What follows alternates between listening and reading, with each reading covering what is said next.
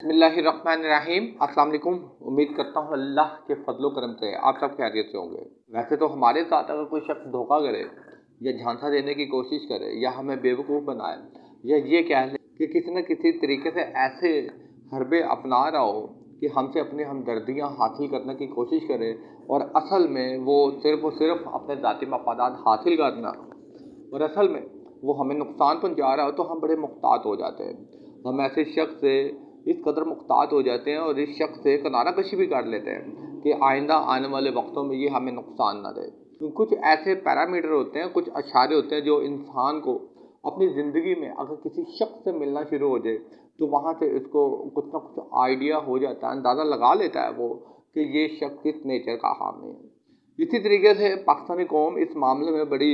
बाशऊर भी है और मुख्तात भी है, लेकिन जहाँ पे सियासत आती है न जाने वहाँ पर बहैसियत पाकिस्तानी शहरी होने के नाते हम बहुत सी चीज़ों को अक्सर क्यों भूल जाते हैं।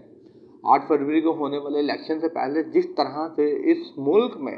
पाकिस्तानियों को ये ख्वाब दिखाए गए कि नवाज शरीफ जब पाकिस्तान में आएगा तो सब कुछ ठीक हो जाएगा,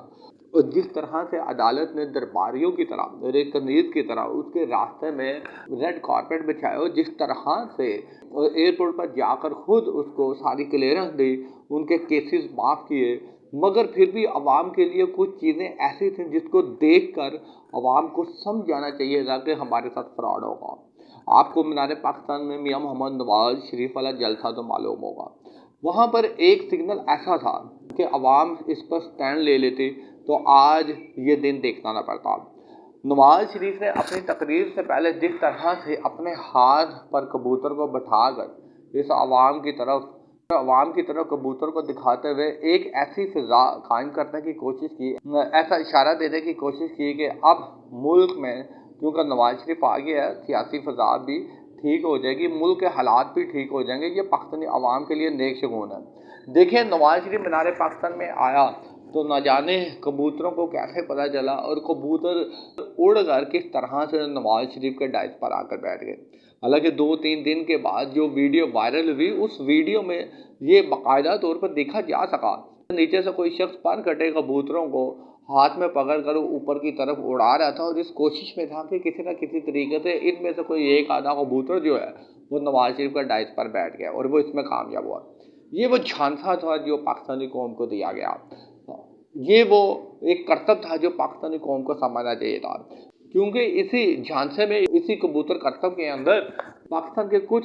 सियासतदान बड़े हैरानगी से ये देख रहे थे कि नवाज शरीफ के हाथ में आकर कबूतर बैठा है, पता नहीं कहाँ से आ गया, और हैरान हो रहे थे कि शायद अल्लाह की कोई मदद आ गई है। हालांकि सब कुछ प्री प्लान था। जो हैरानगी से अपने फेस एक्सप्रेशन जाहिर कर रहे थे, खुशी का इजहार कर रहे थे और देख रहे थे कि इस मुल्क में अब एक रिफॉर्मर आया, मुसला आया, पाकिस्तान ठीक करके देगा, उनकी एक्टिंग पर भी, अदाकारी पर भी हमें हैरान होना चाहिए। असल एक्टरों को तो वो पीछे ही छोड़ गए। हम पाकिस्तानियों के लिए ये कबूतरबाजी का झांसा ही काफ़ी था। फिर हमने देखा कि किस तरह से नवाज शरीफ ने पाकिस्तान में रहते हुए सियासी अदम इस्तेकाम में तक़वियत दी, किस तरह से हर अपनी बात को मनवाया, किस तरह से, लेकिन पाकिस्तानी कौम ने 8 फरवरी को होने वाले इलेक्शन में जिस तरह से अपनी दिलचस्पी दिखाई, जिस तरह से पीटीआई के मुखालफिन, जिसमें सियासी और गैर सियासी कुव्वतें दोनों शामिल हैं, को बुरी तरह शिकस्त दी। इनके हर अगले कदम की, इनके हर हरबे को, इनकी हर चाल को नाकाम बनाया। इसमें सारा क्रेडिट पाकिस्तानी अवाम को जाता है। पाकिस्तानी अवाम ने जिस तरह से अपने घरों से निकल के अपने अपने इलाके में नए नए इंतखाबी निशान ढूंढ के मोहरें लगाई हैं, ये भी अपनी मिसाल आप है, और ये इस बात को भी जाहिर करता है कि उनके पाकिस्तानी वोट के ज़रिए ही इनकलाब लाना चाहते हैं। मगर यहाँ पर कुछ लोग ऐसे हैं जिनको पाकिस्तान का खामोश इनकलाब पसंद नहीं आता। उनकी यही कोशिश है कि पाकिस्तानी इस खामोश इनकलाब से निकल कर बाहर आए और हकीकी लफ्ज़ों में शोर गुलगुपाड़ा करता हुआ इनकलाब नज़र आए, खूनी इनकलाब नज़र आए। अगर ऐसा हुआ तो इसमें पाकिस्तानी कौम का किसी किस्म का कोई कसूर नहीं होगा। मौलाना तकी उस्मानी ने खसूसी मौलाना फजल रहमान से जाके मुलाकात की, इनके हाथ चूमे और इनको मुबारकबाद दी कि उन्होंने बहुत अच्छा काम किया। मुल्क का काजी जो मर्जी हो, मगर मौलाना साहब ने जिस तरह से फ़लस्तीन के हवाले से शिक कायम किया है और मुल्क में सूद के खात्मे के लिए आनी तरमीम करवाई है, वो भी अपनी मिसाल आप। मेरे ख्याल में मौलाना साहब अगर इस्लामी नुक्ता नज़र से जितने भी के इस 26वीं आईनी तरमीम में शामिल करवा लेते तो वो हुकूमत ने कर ही देनी थी, क्योंकि पिछले 77 सालों से आप ये देखें क्या करारदाद मकासद पाकिस्तान में पास नहीं हुए थे, क्या असम्बली ने उसको कबूल नहीं किया था, क्या उसमें ये वादिया तौर पर नहीं लिखा था कि पाकिस्तान को एक इस्लामी मुआशरा बनाया जाएगा। जब मुल्क में इस्लामी निज़ाम नाफिज होगा तो फिर तो किसी भी तरह से गैर इस्लामी फेल जो है वो पाकिस्तानी मुआशरे में नज़र नहीं आ सकता।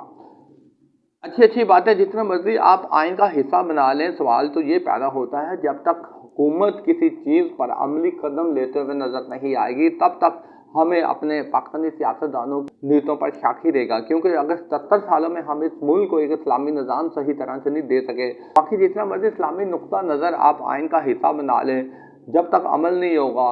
इससे मेरे ख्याल में कोई फ़र्क नहीं पड़ता। शुक्रिया।